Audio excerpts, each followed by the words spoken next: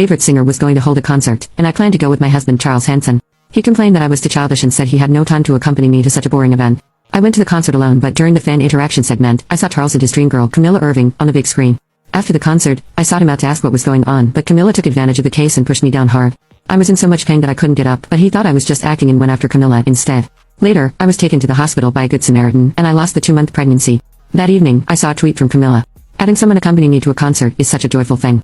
The accompanying photo showed her holding the singer's autograph and a close-up picture with Charles. This time, I didn't cry or make a scene. Instead, I casually liked the tweet. I stayed in the hospital for 3 days, and Charles didn't even call once. After being discharged, I dragged my weak body home alone. As soon as I opened the door, I saw Charles and Camilla sitting intimately on the sofa, laughing and chatting. Upon seeing me, Charles' smile faded, replaced by impatience and disgust. "Where have you been? Camilla came to visit, so go make dinner. You didn't clean the house or make the bed. Am I married to a useless person?" I replied calmly, "I was in the hospital." It paused for a moment, and grew even more impatient. "You just had a stomach ache. There was no need to be hospitalized. You are too dramatic. Such a waste of money." I glanced at the gloating Camilla and coldly said, "So, taking her to the concert wasn't a waste of money?" Camilla feigned understanding. "Elena, blame me if you want.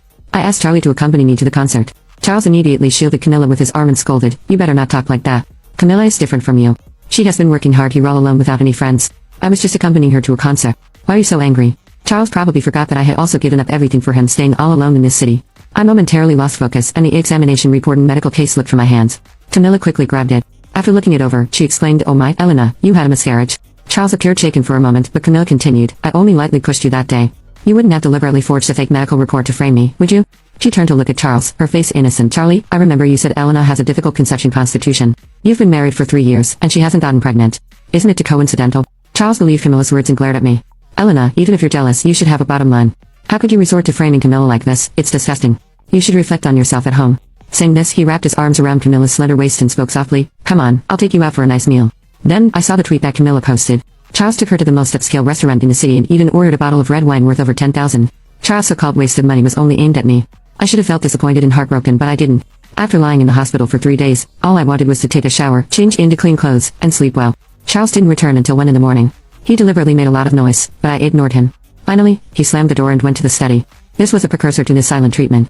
In the past, after every argument, no matter who was right or wrong, I was always the one to back down first. I believe that couples shouldn't hold grudges, and love shouldn't be worn down. It took me 4 years in college to successfully win over Charles, and I cherished our marriage. At first, he was very gentle with me, holding me in his palm and showering me with love. After a year of marriage, I was diagnosed with endometriosis, making it difficult to conceive. I spent my days in tears, but Charles comforted me, saying, "Don't worry. Medical science is advanced now. Besides, I want to enjoy a few more years in our world together. Even if we can't have children, I will love you for the rest of my life." At that time, I was so moved that I hugged him tightly, believing that all my years of effort were worth it. But everything changed a year ago when his former lover Camilla came to Ocean OS to seek him out. Charles' tenderness, attentiveness, thoughtfulness, and indulgence were all directed at another woman. He left me, who was celebrating my birthday, just to help Camilla change a light bulb in her bathroom. He forgot our wedding anniversary but took Camilla to Disneyland. During a movie, he abandoned me without hesitation when Camilla texted him saying she was bored. When I expressed my dissatisfaction to him, he said, "It's not easy for Camilla to live alone. Don't be so calculating." As he wished, I would no longer let him see my sadness. That night, I had a dream. A child with angel wings circled around me several times, but I couldn't hold on to him. With a face full of sorrow, he looked at me with tears in his eyes and slowly flew further away. I woke up crying. In the dark, I placed my hands on my flat abdomen, unable to stop the tears. The baby I had longed for was gone. The next morning, I walked out of my room with swollen red eyes and happened to run into Charles coming out of the study. He glanced at me and mocked, "You cried. Now that you know you were wrong, you should apologize to me. You're jealous and resentful all day. Who can stand that? If you want to play the pity card to gain my attention, remember I'm not that easy to fool." His self-righteous rambling annoyed me, so I ignored him and headed straight to the bathroom to wash up. My indifference infuriated him. Standing at the bathroom door, he commented, "I gave you a way out, so you should comply. Don't be unreasonable. If you want me to forgive you, then go make me breakfast now." I replied coldly, "Make it yourself." Charles completely lost his temper. "I must have spoiled you too much. If you keep this up, let's get a divorce." I had just finished washing my face and hummed the towel up. I glanced at him and said calmly, "Okay." Charles paused for a few seconds, seeming to grasp the meaning behind my words. When he realized what I was implying, he exploded with rage. "Elena, don't think I'm just saying this. Without me, where else would tolerate you? Who else would want you?" I took a document from a desk in the bedroom and handed it to him. He angrily sat down on the sofa, crossing his arms. "You want to apologize? It's too late." I tossed the document in front of him. "Sign it." He shot a glance at it, his face turning pale. It was the divorce agreement. Charles stared at me in disbelief. "Are you sure?" I didn't hesitate and nodded. Over the past year, because of Camilla, we often argued intensely. But even when I threw things, cried, or ran away from home, I had never mentioned divorce.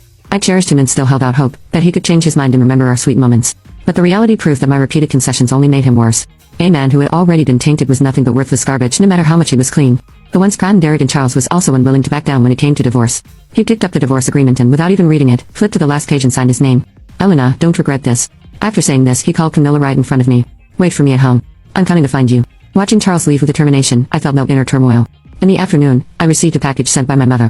Because of regional dietary differences, my mother worried that I might not adapt, so over the years, she often mailed me food she had prepared herself. When I looked at those jars of hometown dishes, my eyes turned sour. I missed my mother and wanted to go home. I called my boss. You previously mentioned the opportunity to transfer to the Las Estrellas headquarters. Is that still available? My boss sounded surprised.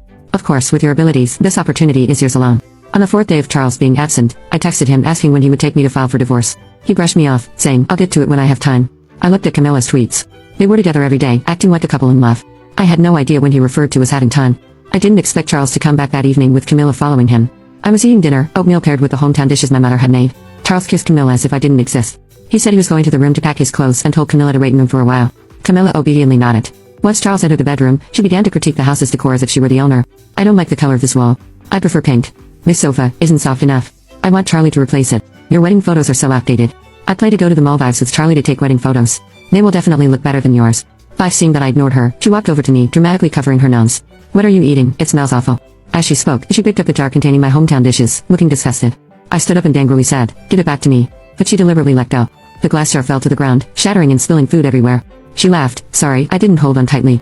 In the next moment, I raised my hand and slapped her hard across her smug face. Camilla fell to the ground, making an exaggerated expression of pain. Charles rushed over, carefully helping Camilla up and glaring at me with a fierce look. Elena, apologize to Camilla right now. Not a chance. My stubborn attitude completely enraged Charles. He suddenly pushed me, and I fell, hitting my head hard against the corner of the table. The pain caused me to lose consciousness for a moment, and when I came to, I realized blood was already seeping from my forehead. Charles panicked and hurriedly took me to the hospital without stopping. The attending physician in the emergency department just happened to be the same doctor who treated me during my previous hospitalization. As she treated the wound on my forehead, she reminded me of the precautions to take when I got home. Charles frowned while listening. It's just a surface injury. Why does she need to rest in bed and pay attention to nutrition? She's not that delicate. The doctor looked somewhat shocked. You were her husband, right? Yeah. The doctor scolded in. She had a miscarriage last week. Didn't you know? Charles was completely stunned. He looked at the doctor, then at me, his voice trembling. Elena, you were really pregnant.